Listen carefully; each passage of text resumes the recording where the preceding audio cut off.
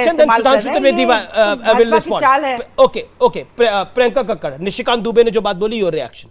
My reaction first is to BJP. देखिए जी, Nishikant Dubey is also from BJP. हाँ, my reaction is to the Prime Minister. Let me say that with full responsibility. देखिए हमारे आदरणीय प्रधानमंत्री जी कभी-कभी बिल्कुल ट्रोल की तरह बिहेव करते हैं, जो बहुत ही दुखद है। मतलब वो आते हैं, आकर विपक्ष को कुछ बोल देते हैं और चले जाते हैं, प्रश्न उत्तर उनके पास वो करते नहीं। ये पार्टी जो है, भाजपा जो है, ये एंटी इंडिया पार्टी है। ये मैं जिम्मेदारी से कहती हूँ। क्यों? 52 ईयर्स तक आरएसएस अपना झंडा, हमारा देश का झंडा, हमारा गर्व, वो अपनी बिल्डिंग पे नहीं फहरा पाया, तिरंगा फहरा नहीं पाया। उसके बाद अब देखिए ये जो ड्रेस भी पहने इतने सालों तक, हाफ पैंट, वो कहीं से हिंदुस्तानी वस्त्र थोड़ी है, हाफ पैंट में घूमे, हमारा तिरंगा नहीं फहरा पाए। उसके बाद बंगारू लक्ष्मण की पार्टी है ये। सोचिए इनका राष्ट्रीय अध्यक्ष कैसा इंसान था कि रक्षा सौदे में, देश के रक्षा सौदे में दलाली खाते हुए कन्विक्ट हुआ।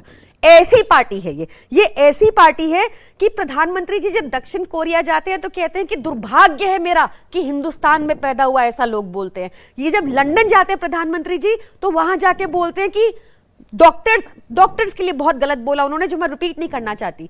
हमारे जवानों के लिए, हमारी सेना के लिए, जो हमारी प्रोटेक्शन करती है, उनके लिए प्रधानमंत्री जी के शब्द हैं कि सैनिकों से ज्यादा साहसी व्यापारी होते हैं। ये एंटी इंडिया पार्टी है और इनको इसलिए इंडिया के नाम से प्रॉब्लम है। लेकिन मैं ये सवाल पूछना चाहता हूं, जब बालाकोट एयर स्ट्राइक हुआ, जब सर्जिकल स्ट्राइक हुआ, तो सबूत तो विपक्ष के अधिकतर नेताओं ने मांगे, नवजोत सिंह सिद्धू ने मांगे, आपके नेता ने भी मांगे।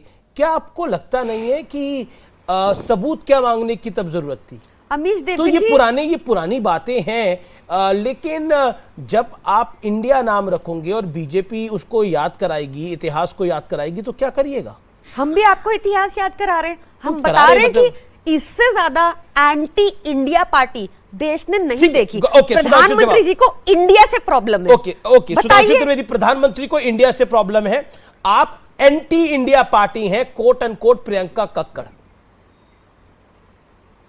देखिए, मैं एक बात कहना चाहता हूं। जो लोग कह रहे हैं इंडिया का अर्थ हमेशा भारत नहीं होता। मैं तो लाइटर नोट एक बात कहूं अमीश जी, नोएडा में आप बैठे, वहां एक मॉल ऑफ इंडिया है ना, तो भारत का राष्ट्रीय मॉल हो गया है? तो क्या बचकानी बात की जा रही है? अरे वो भी तमाम व्यावसायिक संगठनों की तरह एक व्यावसायिक संगठन वो भी है। नहीं जी, हम भी तमाम राजनीतिक दलों की तरह नहीं है। हमने इंडिया रख लिया और कितना देखिए धोखा है इनके में। इंडिया के फुल फॉर्म में अगर इनसे पूछा जाता है तो ये बोलते इंडिया है और फिर कहते हैं जीतेगा भारत। अरे भाई, इंडिया का फुल फॉर्म तो भारत नहीं है। जो आपने INDIA रखा है ना, हमारा है भारतीय जनता पार्टी हिंदी में भी, भारतीय जनता पार्टी अंग्रेजी में भी। तो बीजेपी या भाजपा बहुत साफ समझ में आता है। इनके में अंग्रेजी में तो इंडिया इंडिया इंडिया और हिंदी में कह देंगे जीतेगा भारत। जवाब दे दीजिएगा। दर्शाता है। और मैं एक और बात ईमानदारी से कहना चाहता हूं, एक लाइन और कह दूं ईमानदारी से। प्रियंका जी ने जो बात कही, एंटी इंडिया कौन है?